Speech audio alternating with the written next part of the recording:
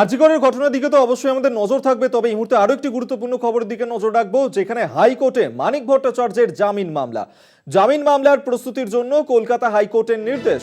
মঙ্গলবার আইনজীবীদের সঙ্গে কথা বলতে পারবেন। সিবিআই স্পেশাল কোর্টের এজলাসে বসে কথা বলতে পারবেন। সিবিআই স্পেশাল কোর্টকে ব্যবস্থা করতে হবে, ইডি অফিসারকে দূরে বসে থাকতে হবে। আলোচনার সময় ইডি অফিসার সামনে থাকবেন না, নির্দেশ দিয়েছেন বিচারপতি শুভ্রা ঘোষ। এই মামলার পরবর্তী শুনানি হবে আগামী 23শে অগস্ট। আপনাদেরকে আরেকবার জানিয়ে রাখবো, মানিক ভট্টাচার্যের জামিন মামলা হাইকোর্টে। মানিক ভট্টাচার্যের জামিন মামলাতেই মামলার প্রস্তুতির জন্য কলকাতা হাইকোর্টের যে নির্দেশ দেওয়া হয়েছে, সেক্ষেত্রে মঙ্গলবার আইনজীবীদের সঙ্গে কথা বলতে পারবেন তিনি। সিবিআই স্পেশাল কোর্টের এজলাসে বসে কথা বলতে পারবেন। সিবিআই স্পেশাল কোর্টকে ব্যবস্থা করতে হবে বলেই জানানো হয়েছে এবং ইডি অফিসারকে দূরে বসে থাকতে হবে বলেই নির্দেশ দেওয়া হয়েছে। নির্দেশ বিচারপতি শুভ্রা ঘোষের।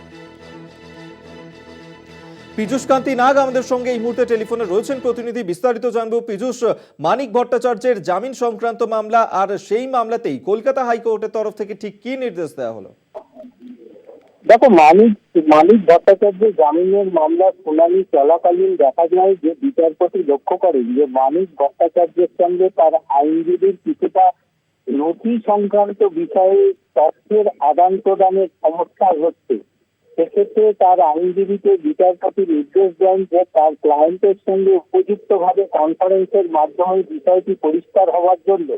এরপরেই বিচারপতি নির্দেশ দেন যে আগামীকাল মানিক ভট্টাচার্যকে সিবিআই এর বিচার ভবনে সিবিআই এর স্পেশাল আদালতে হাজির করতে হবে এবং সিবিআই এর স্পেশাল আদালতের এজলাসে মানিক ভট্টাচার্য তার আইনজীবীর সঙ্গে কনফারেন্স করবেন।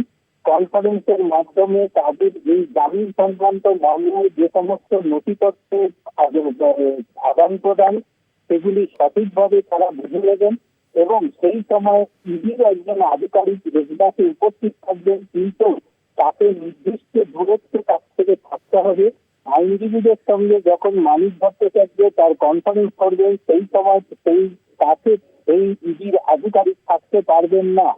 মূলত আইনজীবী আজকে মামলার শুনানি চলাকালীন ইডির পক্ষ থেকে বলা হয় যে বিএড কলেজ থেকে বিভিন্নভাবে করোনার সময় প্রতি ছাত্রের কাছ থেকে 5,000 এবং প্রতি কলেজ থেকে ডেভেলপমেন্ট বাবদ 50,000 টাকা, প্রায় 2 কোটির ওপর টাকা এইভাবে তোলা হয়েছে এবং ছাত্র নিয়োগের ক্ষেত্রে চাকরির ক্ষেত্রে বিভিন্ন অনিয়ম হয়েছে এবং এই মামলাটি সম্পূর্ণভাবে অন্য মামলার সঙ্গে ভিন্ন, এমনটাই দাবি করেছেন ইডি। এছাড়াও মানিক ভট্টাচার্যের পক্ষ থেকে মৃত্যুঞ্জয় চট্টোপাধ্যায়, যিনি 2016 সালে মারা গেছিলেন, তার নামে 2019 সালে ব্যাংকে কেওয়াইসি জমা করে, এমনটাই অভিযোগ যখন ইডির পক্ষ থেকে তোলা হয় তা কিন্তু নস্বাত করে দিয়ে মানিক ভট্টাচার্য পরিষ্কার জানিয়েছেন সেটি তার স্ত্রীর অ্যাকাউন্ট ছিল, এর সঙ্গে মৃত্যুঞ্জয় চট্টোপাধ্যায়ের অ্যাকাউন্টের কোনো যোগাযোগ নেই। এছাড়াও মানিক ভট্টাচার্য দাবি করেন এই মামলায় সিবিআই যে তদন্ত চালিয়েছে এবং সিবিআই এর প্রথম এবং দ্বিতীয় চার্জশিটে কোনোভাবেই মানিক ভট্টাচার্যকে অভিযুক্ত করা হয়নি, তাই তিনি জামিনের আবেদন জানিয়েছেন। এছাড়াও নভেম্বর মাসে কলকাতা হাইকোর্ট যে তথ্যের ভিত্তিতে তার জামিনের আবেদন নাকচ করেছিল, তখনকার থেকে বর্তমান সার্কামস্ট্যান্সেসে অনেক পরিবর্তন ঘটেছে এবং সুপ্রিম কোর্ট কলকাতা হাইকোর্টকে লিবার্টি দিয়েছে তার জামিন সংক্রান্ত মামলার শুনানি গ্রহণ করে উপযুক্ত সিদ্ধান্ত দিতে। তাই এমত অবস্থায় তার জামিন গ্রহণযোগ্য বলে তিনি মনে করছেন। যদিও এই মামলার শুনানি আগামী 30শে আগস্ট পুনরায় ধার্য করেছেন বিচারপতি শুভ্রা ঘোষ এবং ওই দিনই মানিক ভট্টাচার্যকে তার জবাবি সওয়াল করতে হবে। তার জন্য আদালত 1 ঘন্টা সময় ধার্য করেছেন।